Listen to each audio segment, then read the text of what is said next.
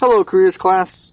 I didn't get a lot of your dream job and skills gap work back, and so I'm worried that some of you, or a lot of you, don't know what I'm asking for. So I wanted to try to give you a video response talking about what it is I am looking for. So, hopefully, if you're watching this video, you do have access to the internet, and so you can go and watch the video by the guy from Dirty Jobs where he talks about not following your passions. He says that you should look for a skills gap job. So I'll talk about that in a second.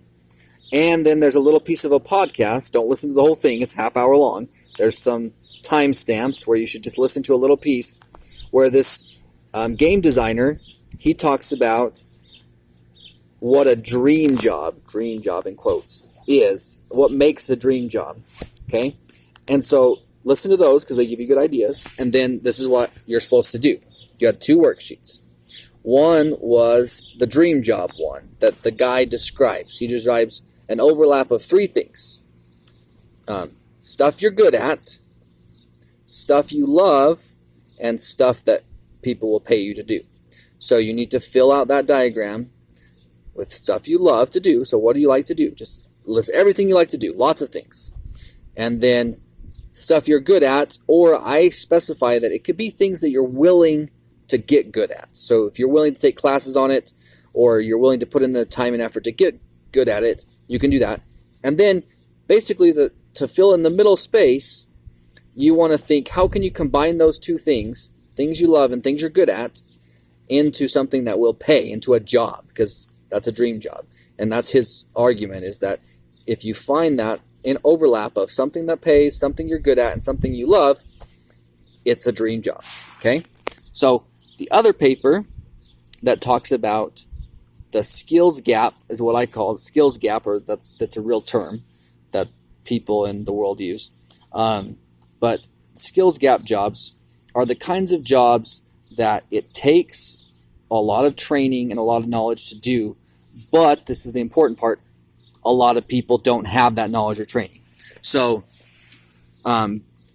being a doctor or a lawyer takes a lot of training, but lots of people want to be doctors and lawyers because it pays really well, right? But other jobs that take a lot of training are like an electrician or a plumber or an installer of air conditioners and heaters, or people who install solar panels, or people who do all sorts of different things that require a lot of training, but they're not the kind of glamorous jobs that everyone tells you should be, like a doctor or a lawyer or whatever, right? So the guy in the video, he argues that what you should do is find one of those jobs, get really good at it, and then you'll make a living, you'll have a career, and a really good paying career, and it won't matter that that's not your passion. Just because you're not passionate about sewage doesn't mean that there's not a good career or a job that needs to be done, and you'd be a lot better off to follow that. So that's what it's about. But the thing at the end of that, the paper that you need to do, is you need to write 2 paragraphs that are your thoughts about those 2 arguments, those 2 things. Which person do you think is giving you the better advice for your future job, and what? That's the important part. And why? Why do you think that person's advice is better than the other person's advice? You have two kinds of advice. Which one do you think is the better advice? That's what you have to write your paragraphs about. Okay? So hopefully that makes things a little more clear. If you have any questions about that, feel free to email me or call me at the school. So yeah, I hope that helps. Good luck. Have fun.